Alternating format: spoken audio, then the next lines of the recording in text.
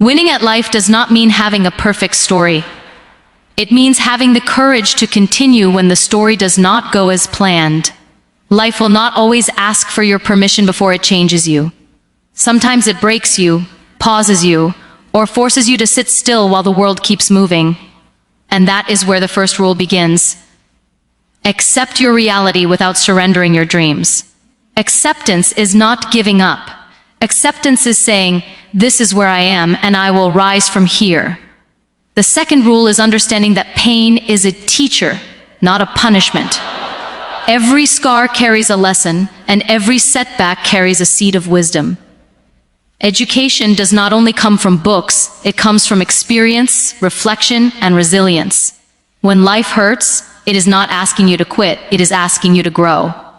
The strongest people are not those who never fall, but those who learn how to stand differently after each fall. Rule 3 is discipline. Motivation is emotional, and emotions change. Discipline is intentional. It is the quiet decision to show up, even when you don't feel inspired. Success is not built in loud moments. It is built in silent routines, in daily habits, and in choices no one applauds. If you want a better life, you must first build a better system for yourself. The fourth rule is gratitude. Gratitude does not ignore pain, it puts pain into perspective. When you train your mind to recognize what is still good, even in difficult times, you regain control over your inner world. Gratitude is an educational tool. It teaches the brain resilience, optimism, and emotional balance. A grateful heart is not naive. It is powerful. Rule 5 is consistency. Talent may open doors, but consistency keeps them open. Small efforts repeated daily create extraordinary outcomes. Life does not change overnight, but it does change over time when you refuse to stop trying. Progress is not always visible, but it is always happening when you stay committed. The sixth rule is self-respect. Speak to yourself with kindness.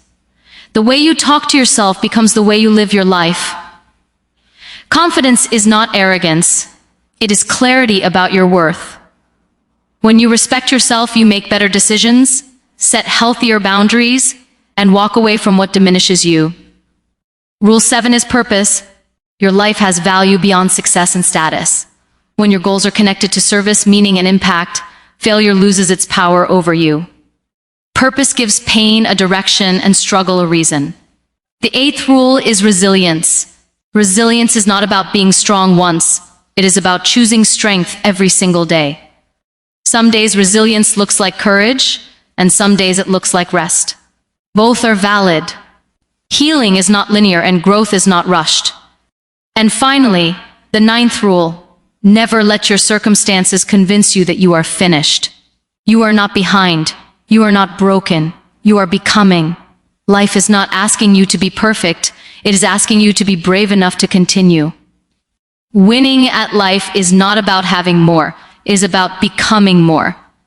And that journey begins the moment you decide that your story is not over yet. Acceptance is not weakness. It is the most intelligent form of strength you will ever develop, because the moment you stop fighting reality, you stop bleeding energy on battles you were never meant to win.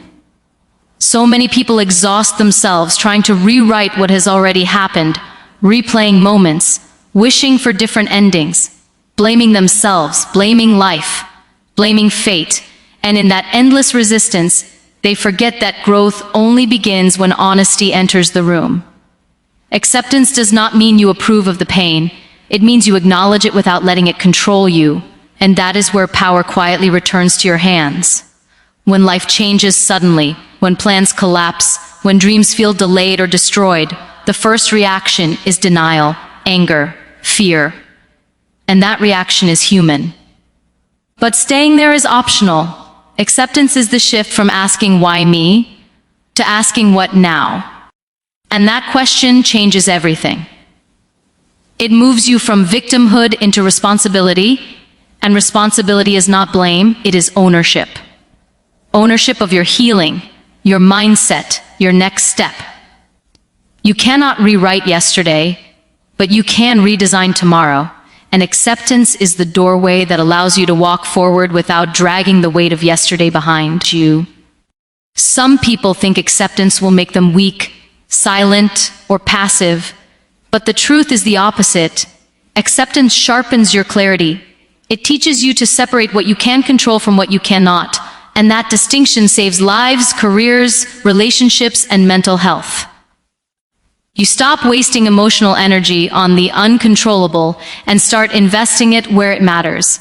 You stop arguing with reality and start cooperating with it. And when you cooperate with reality, you stop drowning and start swimming. Acceptance also teaches patience. And patience is not waiting with frustration, it is waiting with purpose. When you accept where you are, you stop rushing your healing and stop comparing your journey with others. You understand that timelines are personal and growth is not a competition. This mindset is educational because it trains emotional intelligence, self-awareness, and resilience. The skills no classroom teaches, but every successful life requires. Advising yourself to accept is not about lowering your standards, it is about strengthening your foundation. You cannot build a strong future on a lie about the present. Acceptance allows you to face your limitations without shame and your strengths without arrogance. It helps you say, "This is my reality today, and I will work from here with dignity, courage, and intention."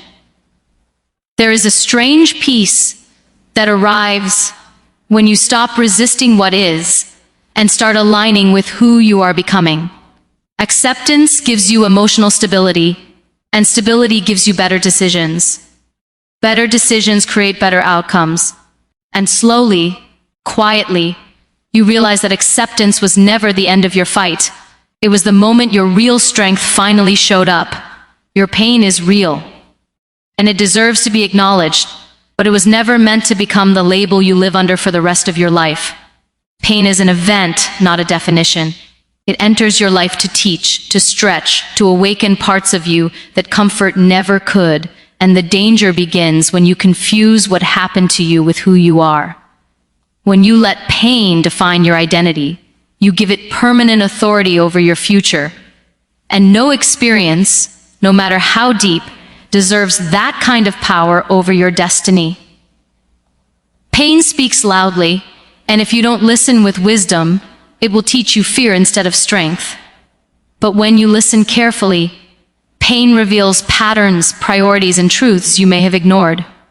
It shows you where boundaries were missing, where self-worth was compromised, where courage was postponed. This is why pain can become purpose, not because pain is beautiful, but because transformation is.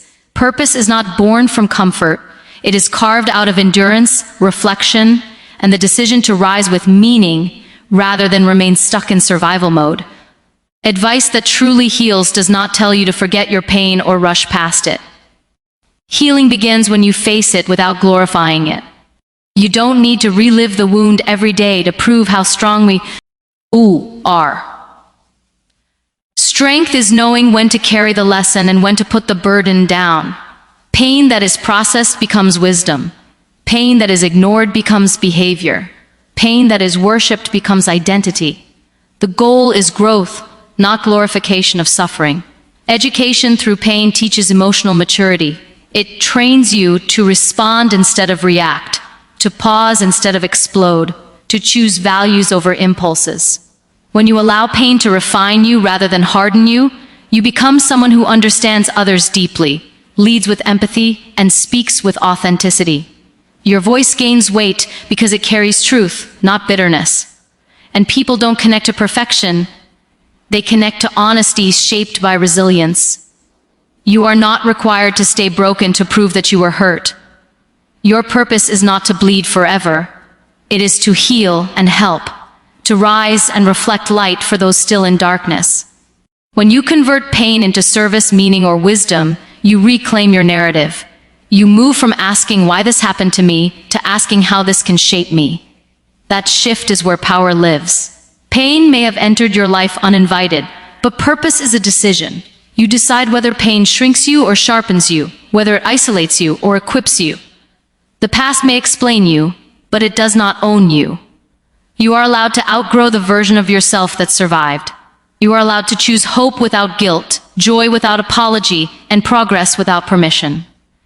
When pain is transformed into purpose, it no longer controls you, it contributes to you. It becomes the reason your compassion is deeper, your courage is quieter, and your faith in growth is unshakable. And one day, without even realizing it, the very thing that once broke you becomes the reason someone else believes that healing is possible. Discipline is the decision you make long after motivation has disappeared, because motivation is emotional, and emotions are unreliable. They rise when life is exciting, and vanish when life becomes demanding. If you wait to feel inspired before you act, you will live at the mercy of moods, circumstances, and comfort. Discipline is not loud.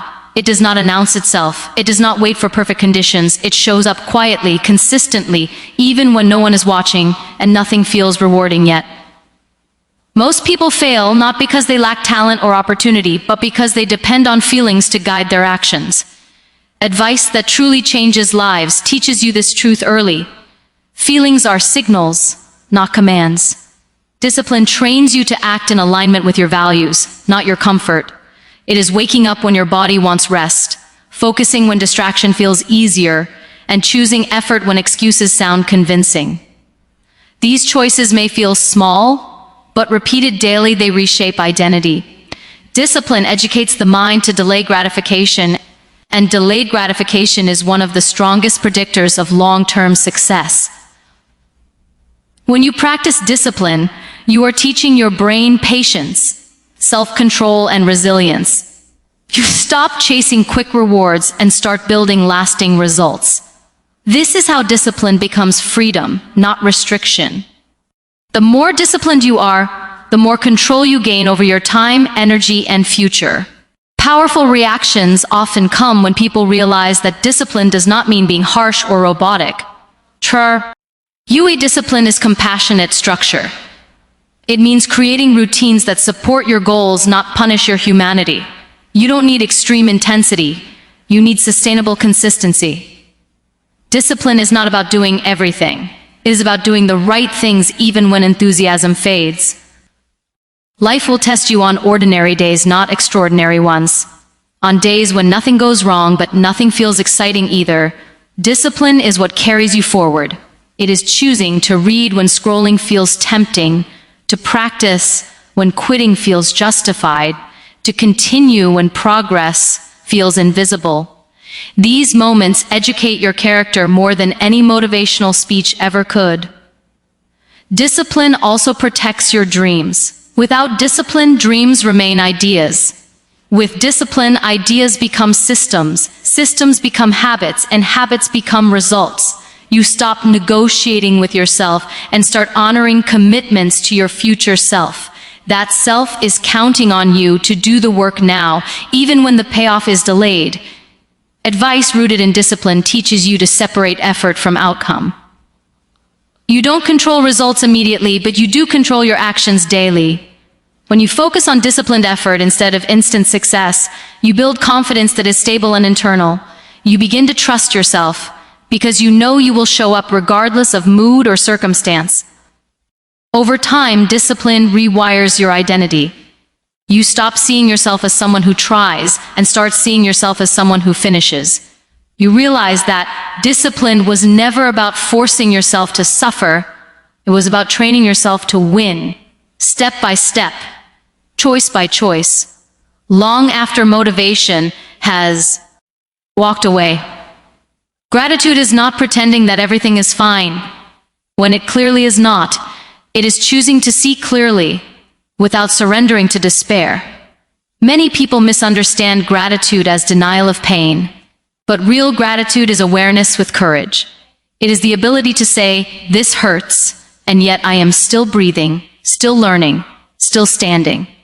That awareness changes the chemistry of the mind. When you intentionally acknowledge what remains good, even in chaos, you interrupt the cycle of negativity that drains energy and clouds judgment. The human brain is trained to scan for danger, loss, and problems, and without conscious effort, it will replay what is missing rather than what is present. Gratitude is mental training. It teaches the brain to balance perception, to recognize support alongside struggle, opportunity alongside obstacle. This is not spiritual fantasy, it is emotional education. A mind that practices gratitude develops resilience because it is no longer overwhelmed by one painful narrative. Powerful advice around gratitude begins with understanding its impact on decision-making. When you are ungrateful, you operate from fear and scarcity. When you are grateful, you operate from clarity and abundance. Gratitude stabilizes emotions, and stable emotions lead to wiser choices. You respond instead of react. You slow down enough to think. You stop self-sabotage born from frustration and start making decisions rooted in self-respect.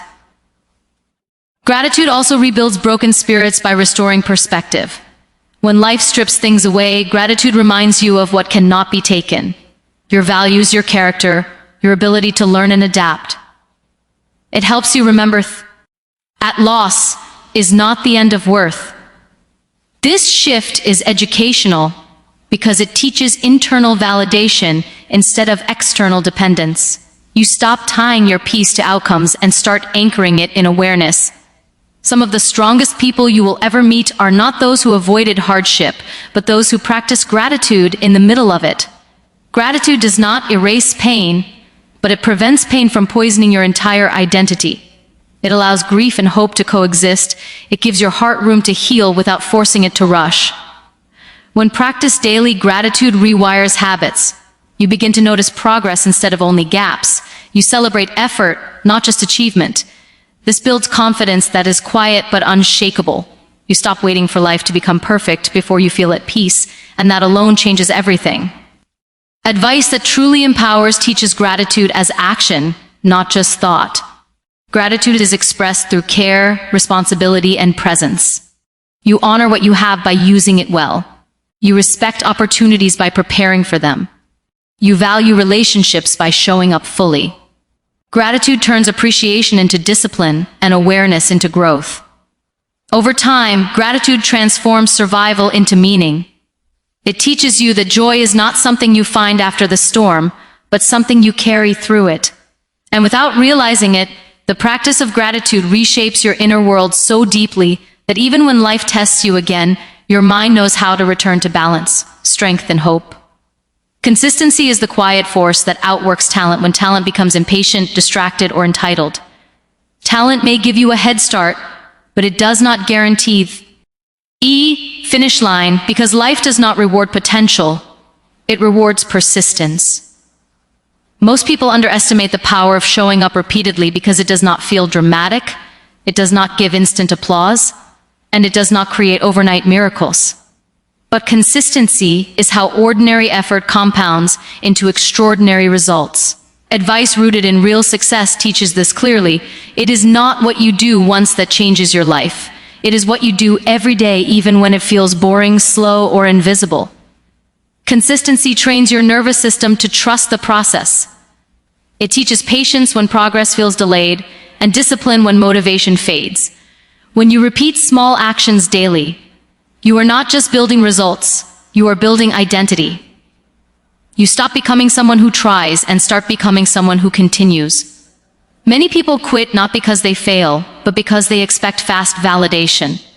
Consistency requires emotional maturity, the ability to work without immediate reward. This is educational because it teaches long-term thinking, resilience, and self-regulation. You learn to measure progress in effort, not applause. You learn to respect the unseen work that prepares visible success. Consistency also protects you from self-doubt. When you keep showing up, even imperfectly, you create evidence of commitment. Confidence grows from proof, not promises. Each small action becomes a vote for the person you want to become. Over time, these votes add up, and self-belief becomes stable instead of fragile. Full power reactions come when people realize that consistency does not mean perfection. Missing a day is human. Quitting entirely is a choice. Consistency is a bow. Returning, not never falling. It is about recommitting after setbacks instead of using them as excuses. This mindset removes shame from the process and replaces it with responsibility and grace. Consistency beats talent, because talent often relies on comfort zones, while consistency thrives on growth zones. When talent faces resistance, it hesitates. When consistency faces resistance, it adapts. This is how skills deepen, habits strengthen, and character forms. Over time, consistent effort creates mastery, and mastery outlasts raw ability. Advice that transforms lives teaches you to make consistency simple. You do not need massive action. You need manageable action done repeatedly. Lower the barrier, raise the frequency. Make it easier to start and harder to quit. Design your environment to support repetition, not excuses. As days turn into weeks and weeks into years, consistency compounds silently. People will call it luck, but you will know the truth. You showed up when it was uncomfortable. You continued when results were slow. You stayed when quitting felt logical. And one day, without a dramatic moment or loud announcement, the life you once struggled to build becomes the life you now live through daily habits and unwavering commitment. Resilience is not a personality trait you were born with. It is a decision you make again and again, especially on the days when giving up feels reasonable and rest feels impossible. People often imagine resilience as dramatic strength, loud courage, or heroic moments. But real resilience is quieter. It is choosing to get out of bed when your heart feels heavy, choosing to continue when the results are slow, choosing to believe in growth when the evidence is thin. This is not weakness. This is disciplined survival turning into conscious strength. Advice that truly educates reminds you that resilience is built in ordinary moments, not extraordinary ones. It is built when you respond instead of react, when you pause instead of panic, when you choose responsibility over resentment. Every time life challenges you, it is offering a lesson in adaptability. The more you practice resilience, the more your mind learns that setbacks are not signals to stop. They are instructions to adjust. Resilience also means understanding that rest is part of strength, not the opposite of it. Burning out is not bravery. Ignoring your limits does not make you strong. Respecting them makes you sustainable. There is resilience in asking for help, in slowing down, in allowing yourself to heal without shame. Education around resilience teaches balance, effort with recovery, persistence with compassion. This balance is what allows strength to last. Full power reactions often come when people realize that resilience is not about never breaking. It is about knowing how to rebuild. Breaking does not disqualify you. Staying broken by choice does. Every time you recover, even imperfectly, you gain proof that you can survive difficulty. That proof becomes inner security. You stop fearing failure because you trust your ability to rise again. Resilience trains emotional intelligence. It teaches you to regulate stress, manage disappointment, and navigate uncertainty without losing direction. You become less reactive to external chaos and more anchored internally. This is how resilience protects your vision. You may bend, but you do not abandon your values or your purpose. Advice rooted in resilience also teaches you to redefine success. Success is not the absence of struggle. It is the ability to continue despite it. When you stop measuring life by comfort and start measuring it by growth, resilience becomes meaningful instead of exhausting. You understand that struggle is not proof of inadequacy, it is proof of effort. Resilience grows when you focus on what is within your control. You cannot control outcomes, people, or timing, but you can control your response, your preparation, and your mindset. This shift restores power. You stop waiting for life to be easy and start preparing yourself to be stronger. Every challenge you face is shaping a version of you that is more capable than the last. Even when progress feels slow, resilience is working beneath the surface, reinforcing confidence, sharpening perspective, and strengthening character. And one day you will look back and realize that the reason you are standing today is not because life was kind, but because you chose day after day to rise with intention, courage, and unbreakable resolve.